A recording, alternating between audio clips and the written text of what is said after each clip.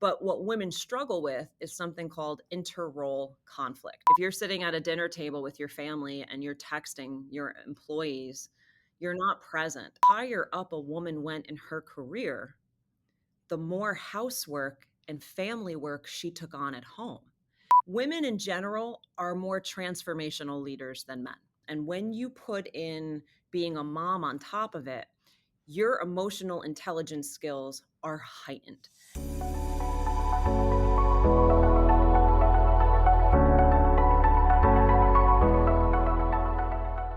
Welcome to Loud and Lifted. I'm your host, Betsy Ham, and this is the podcast where we turn up the volume on women who are rewriting the rules of success. Today's guest is not only a respected college president, she's also a champion for women in leadership and a culture builder shaping the next generation of trailblazers.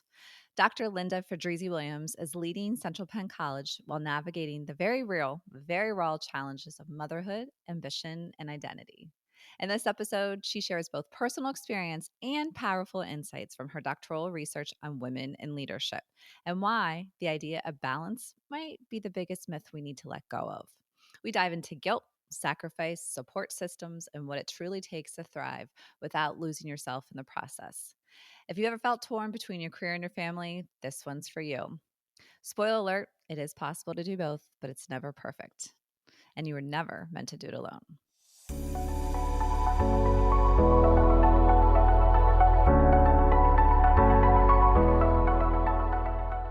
Welcome to Loud and Lifted. Linda, thank you so much for being here.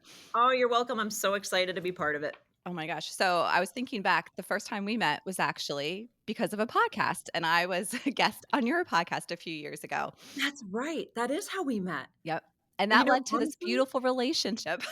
I actually forgot about that. Yep. That's wild. That's how we were introduced to each other. That was how we introduced. And I remember meeting you. I didn't know you coming into the podcast. And I walked in, I was like, okay, this woman is amazing. She has great energy, great presence. Obviously, you were great at being a podcast host. Oh, and by the way, you're a president of a college. Kind of a big deal. You're so sweet. You're so sweet. So I was really excited for you to be able to join us on Loud and Lifted for a variety of reasons. This conversation can come from a couple different directions. First of all, being the president of Central Penn College is a awesome role, but Mhm. doing my research, I found out only 33% of college presidents are women. Yeah, and that's up significantly. When I did my research, it was 29%.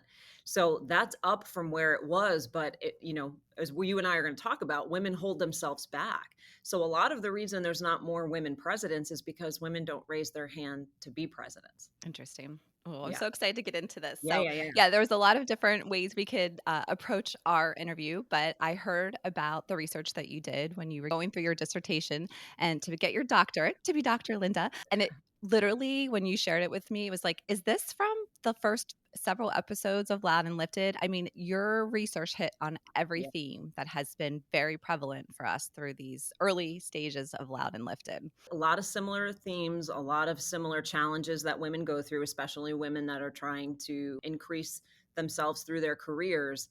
We have the same host of challenges in our different areas of life. So, yeah. So first of all, I need to ask, what made you want to get your doctorate and be the president of a university? It's so interesting. When I first was going for my doctorate, I wasn't going to be a college president. I Okay. I was a faculty member. I started in radio, transitioned, started teaching at the community college where I got my start and worked my way up. And it was honestly because my husband and I were living paycheck to paycheck and we're basically in poverty. Didn't even realize it. We owned a home, but we could barely afford anything. It was 2008. We had our first son. The market crashed.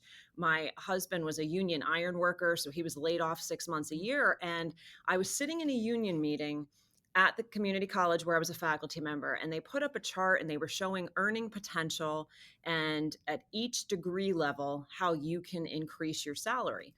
And I've always been intrinsically motivated, wanted careers that I can make a difference, didn't think a lot about money. But when you don't have money, you suddenly start thinking like, okay, it's survival. And so I Right. was sitting in that meeting and saw, if you earned another degree, how you can earn a different amount of money and salary. And I didn't want to be in poverty anymore.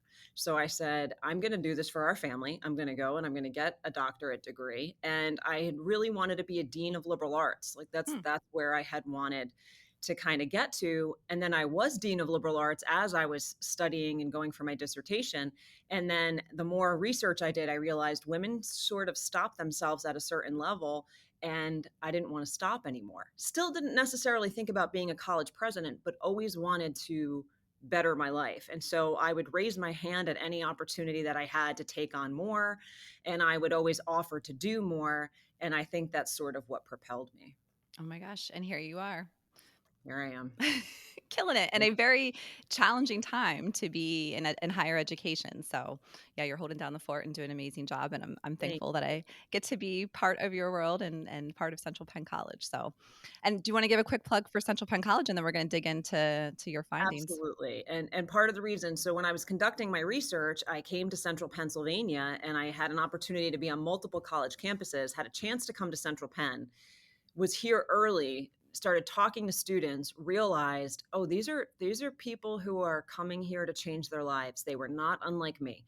Education was a way for them to get a ticket out of poverty and a way to improve their lives, their families' lives. There's a lot of working adults that come here that have kids. And so when I met the students, I felt instantly drawn to this institution. And the day I defended my dissertation, the position for vice president of academics opened at Central Penn. And I thought, I Oh, have to be there. So, oh my gosh, yes, we that's change awesome. lives. We make sure people are employed when they graduate. We have a phenomenal graduation statistic. 89% are working in their field within a year, and 98% are working within Wow. a year of graduating. So we change a lot of lives here. That's amazing stats. Well, congrats to you. That's Thanks. something to be super proud of, and I love the mission. That's why I got involved with Central Penn. One, because of Right. you, but then two, when you hear about the students and you meet the students attending any events, you're like, this is amazing, and has a little bit of a different take than a typical institution, which I That's love. right. That's Good. right. All right, so let's get into your findings for when you did your dissertation. Like I said, this sounded like a loud and lifted episode. I And bet. the first thing I thought we could dig into was the myth of balance and the reality of guilt. Yeah, and you hear so much about work-life balance, right? And it's something that's ingrained in you and people say they're searching for it. And I learned very quickly on there is no such thing. You're never going to be fully in balance. And I think when you're constantly searching for that, you're always going to feel a little bit out of whack. And so the term that's become more popular is work-life integration. Mm, And it's how can you use the skills on either side. When you're a mother, how can you use the skills at work of being a mom? Or if you are at home, how can you teach your kids lessons that are preparing them? But what women struggle with is something called interrole conflict. mm, Okay, so interrole conflict, and men have it too, but it essentially is that we wear so many hats that we are always feeling when we're in one place that we should be doing something else. So the guilt that we feel is almost always self imposed. sure. So if you're home with your kids and you know that you have a major project that's due in a week, you're home, you're outside with your kids, they're playing, you're thinking about work and you're feeling guilty that you're not spending time at work. Or if you left work at 4 o'clock because your child had a game, now you're feeling guilty that it's Right. 4:15 and you're in the stands and you know that someone is still at work. But when you're at work and your kid has a field trip and you can't make it, then you're feeling like you're not enough of a mother. And then you start talking about your significant others. If you have aging parents, you're thinking you feel guilty you don't spend enough time with them. You feel guilty because you don't want to spend time with them, right? So you just always have this heaviness. And then when you hear about balance, and what women often do is they take any of the personal time for themselves out of the equation completely, Mm, because they're thinking, I either need to be giving all of myself to my family or all of myself to my job. And then there's nothing for them. mm, And when they do take time for themselves, then they really feel guilty that they're somehow taking advantage of people or they're doing something for themselves and they shouldn't be. And that leads to burnout and stress. And then when you're burnt out and you're already at that point of being so frazzled, you're not good to anybody. So I think thinking about ways where you can integrate your home life into your work life actually alleviates some of that. And I will tell you, for the first time in my career, being at Central Penn, I have found a way to do that. oh, Now I work on a college, right? We are lucky. A college campus is one of the greatest places to work, but My children come to events. My Oh, husband travels to the sports teams games with us, right? Like he's with me. So our students know my husband and my sons. oh, My kids have grown up on this campus. I had to give a panel presentation a few weeks ago, and my oldest son came with me and got to watch me in action. You don't always have to separate your lives as much as you think you do. And I think for a long time women felt like people can't see me as a mm, mom, or they can't see that side of me, or they're going to think differently, and it's not exactly true. So you have to find a way for that integration when it makes sense. sure. Obviously you don't want to bring your kid to an office meeting, Right. but ways where they don't have to be completely separate anymore. Well, and I think you mentioned this too, and I think maybe this was something the good that came out of COVID is like we all have lives outside of work. I That's mean, right. it looks different whether it's, you're married or you're not and have kids or you don't, but it was like I think COVID at least made that door open a little bit that like, Yes. yes, oh, there's somebody in the background. My kids are doing school Right. from home or, what it Yeah. was, but I think sometimes being able to even acknowledge like, yes, we all have stuff and responsibilities Yes. outside of our professional lives and being understanding of that's how it is. And do you think technology has made this better or worse? Because the fact that we can be on our phones, have Yeah. our email, like, I mean, it just sometimes You that know, integration is like not ever focusing. that's a really good point, Betsy, and you have to walk a fine line because you don't want to not be present. So if you're taking off of work at 4 o'clock to go to watch your child play in a sport, right, or to do anything, but when you're there, you're on your phone answering emails, Mm. it defeats the entire purpose. Yep. If you're going to take the time to be with your kid, take the time to be with your kid. So I think what technology has done, maybe in a negative way, is made us a little more scattered and less Sure. focused. If you're sitting at a dinner table with your family and you're texting your employees, Right. you're not present. And almost think that's more detrimental than just saying, hey guys, I have to answer this really quick. Give me a second, Yep. leave the table, answer, and come back. So it's made it easier in that when your child is sick and you have to work from home, you can, but it also makes women feel like they can never totally shut off, and Sure. that's not healthy either, and you're not as effective. When No. you're sending emails from your phone and you have spelling errors and Right. grammatical errors and you're voicing to text, it makes you look like you're not totally Not focused focused. Yeah. because you're not. Because you're not. Yeah. And I think women pride themselves. I've done this where I'm like, I'm a great multitasker. No one's a great No, multitasker. they're Like you not. can't focus and do, to your point, do a good job. So that kind of leads nicely into the next session about sacrifice, support, and the Mhm. invisible load for women in leadership.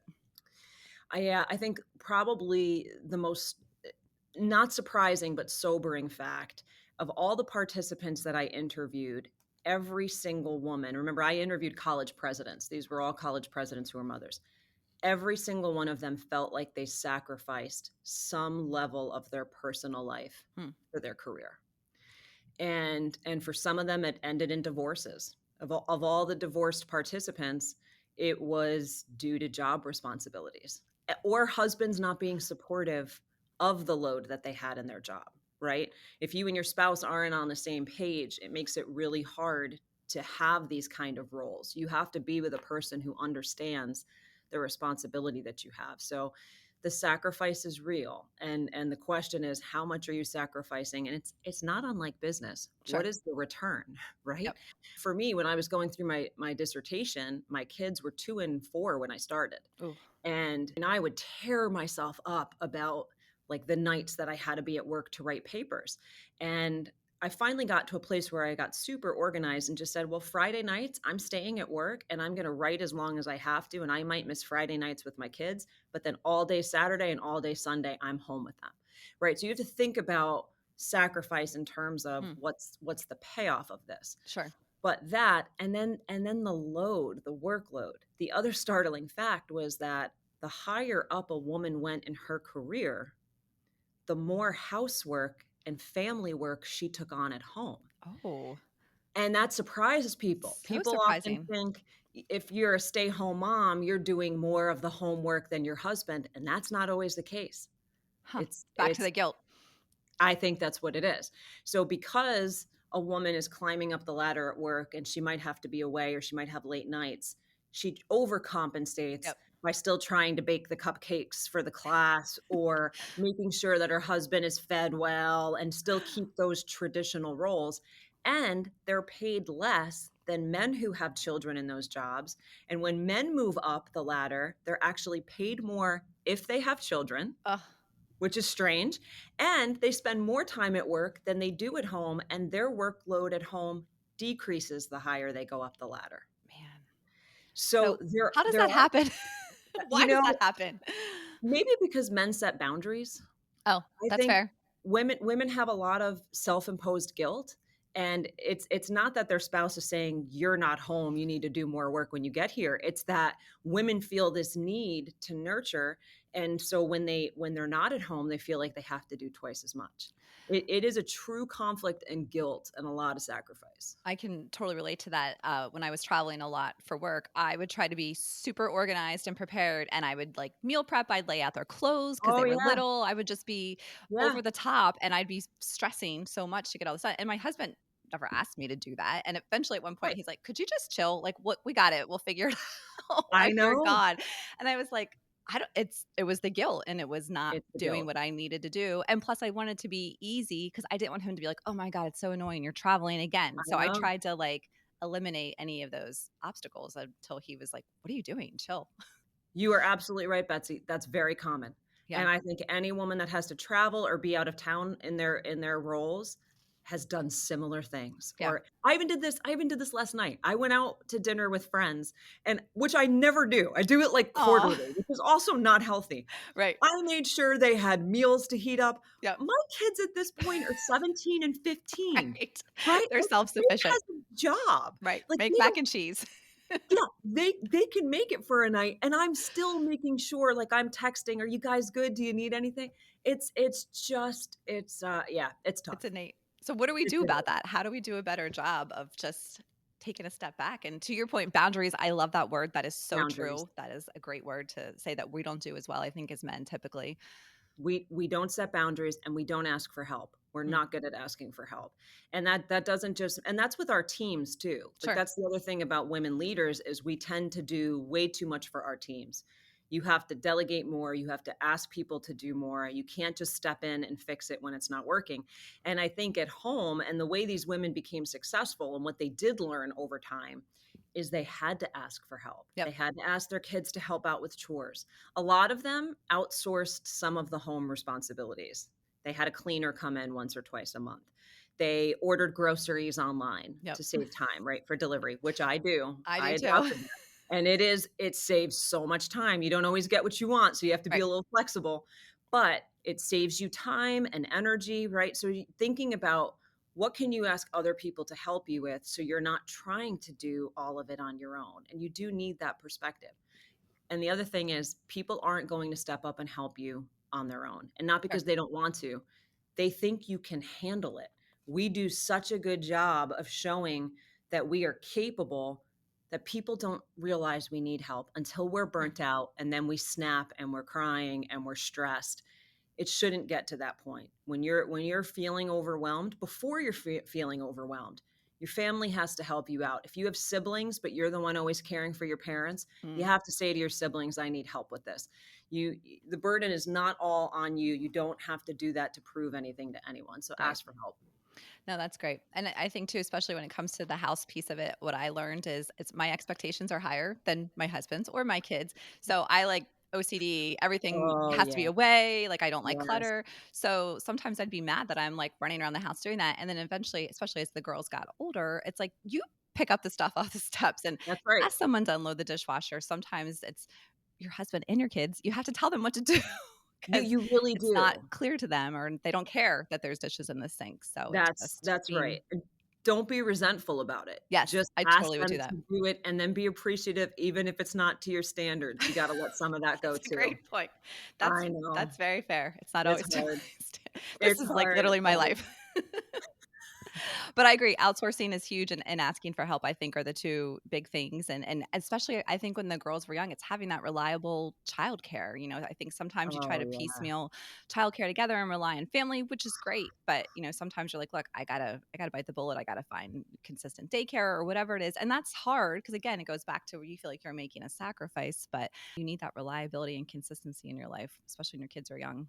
You do, and that's a good point. So the other thing in all of this research is for women with younger kids, it's absolutely the hardest. And Hmm. when you do have to put your kids in daycare, and I remember I used to feel, I don't know if resentful is the right word because I loved working, right? But Right.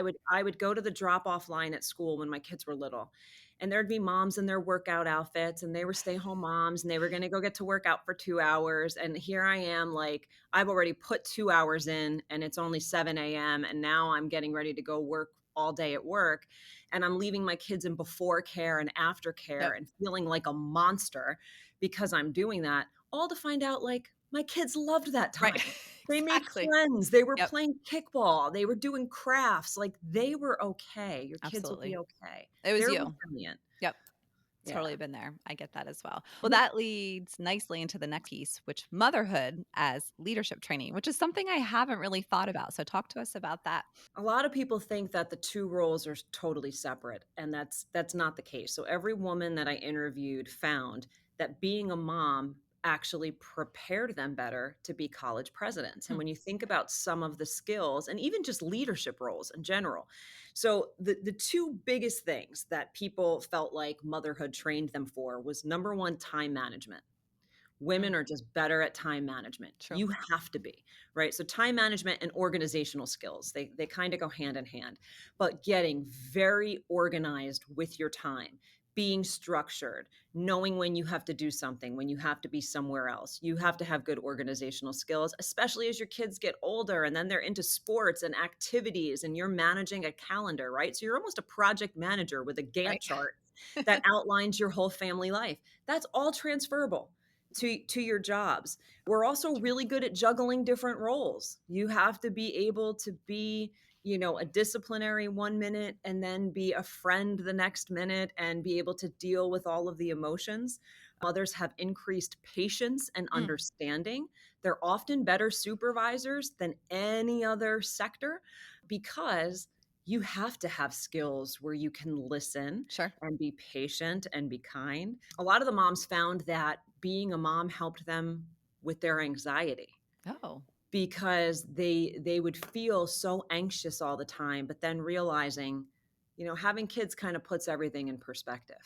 true. You start understanding what's important and what's not important, and so little things that might have gotten you upset don't really bother you anymore. So you have a way Interesting. to control your anxiety. And then the other big thing is women in general are more transformational leaders than men.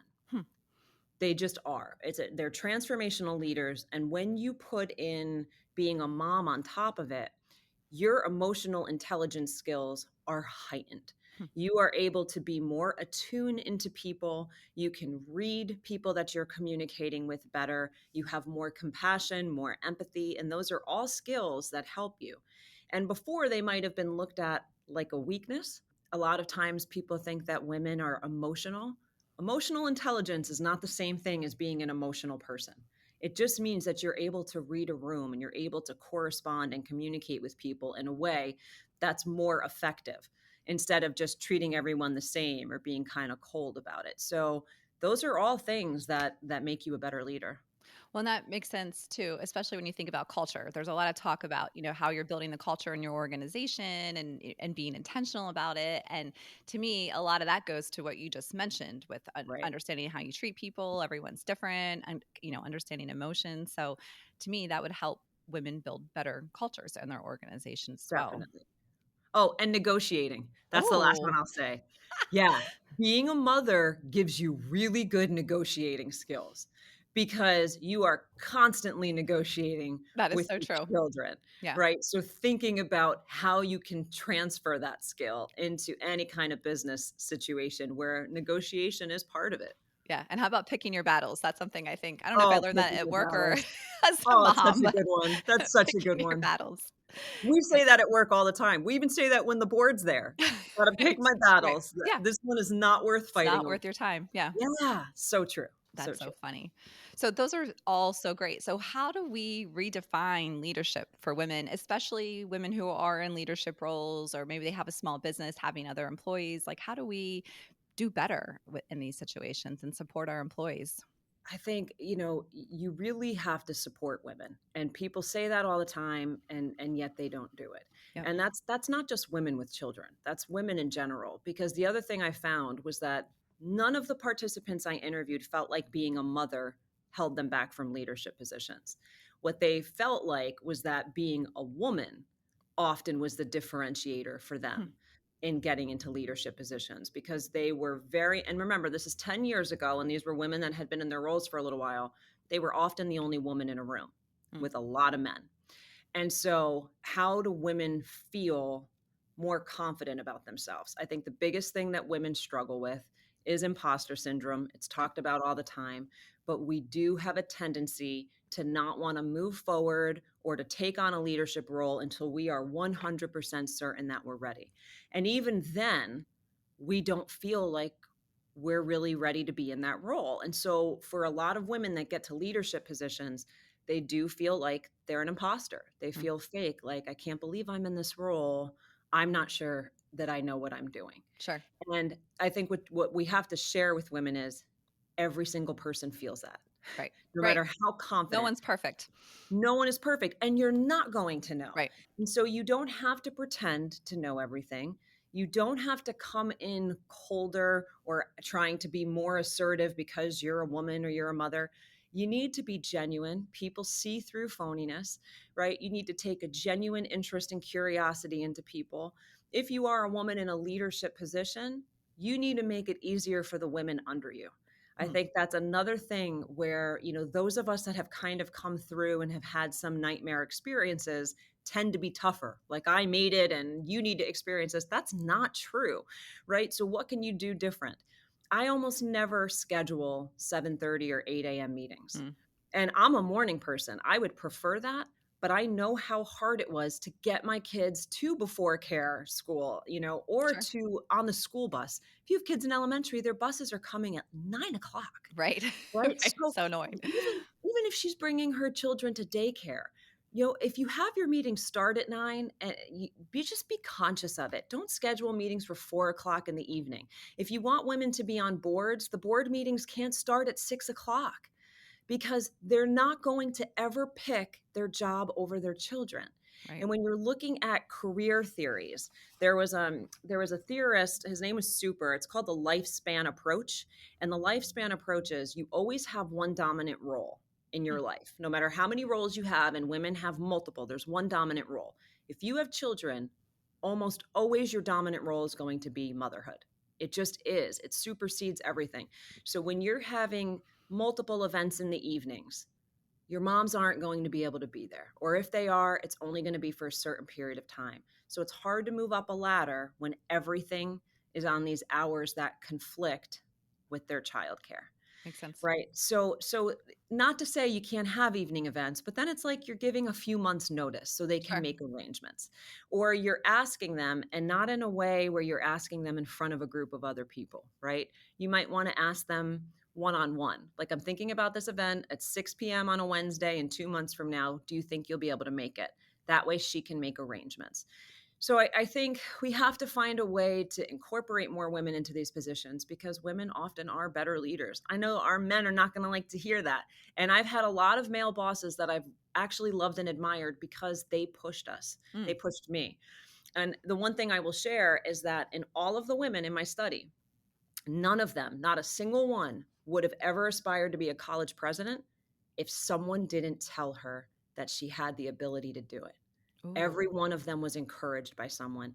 And when I thought about that, I thought about my own mentors who said the same thing to me because I had never thought about it either. So, what we can do for women leaders is nominate them for awards, encourage them to apply for a job that's a leadership position, help them with their CVs or their resumes, and get them to a place where they believe that they can do it because self-efficacy is the number one Mm. determinant in whether or not a woman is successful. Oh my gosh, I love that. And encourage is such a important word, right? Like I think it's something we can all do better. Oh And you have to yeah, be intentional. Sometimes we you do have do. to think about it. You could think really highly of somebody, but do they know that you think highly of them? And are you saying it Right. to other people who, maybe could help that person get promoted? So it's just that That's right. visibility and exposure that's so important to get ahead. Absolutely. So, advice for moms and who are aspiring for that leadership role. What did you find that you think are those sort of key takeaways to continue to grow in any organization?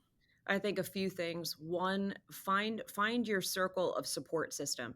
I think we tend to think we have to do it on our own, otherwise it's not real. So your support system can't only be from your significant other. Your significant other is a great source of support, but they're also the love of your life, right? So you don't always want to be burdening them about everything under the sun that's bothering you. You can find support systems in your colleagues, in women's community networks. Find a group of women in the community that you can talk to. A lot of women that have boards, your board of directors can be a great source of support. Mm. I have to say, and I'm not just saying this because you're a board member, Betsy, I think I have the greatest board of directors. I You have the really do. most supportive group of So people that I supportive. know I could pick up the phone and call any one of them and say, I need help with this, and ask for help. If Yep. you get nothing out of this, ask for help before you crash out, as my kids would say. Everyone has that moment where you've gotten to the top and you can't take another thing and you're crashing out. Before you get there, ask for help with your house, ask for help with the groceries. At work, ask for help if you don't understand how to do something, because that's not a sign of weakness. It Mm-mm. shows that you know your limitations and that you're setting yourself up for success, not failure. That's so true. I love that. That's a huge takeaway. So, Linda, thank you for sharing your findings with Oh, us. you're This is welcome. amazing. And like I said, this is literally reiterating everything we've talked about in the first 10, 12 episodes of Loud and Lifted. So, thank you so much for that. So, if people want to connect with you or find out more about Central Penn College, where can we do that?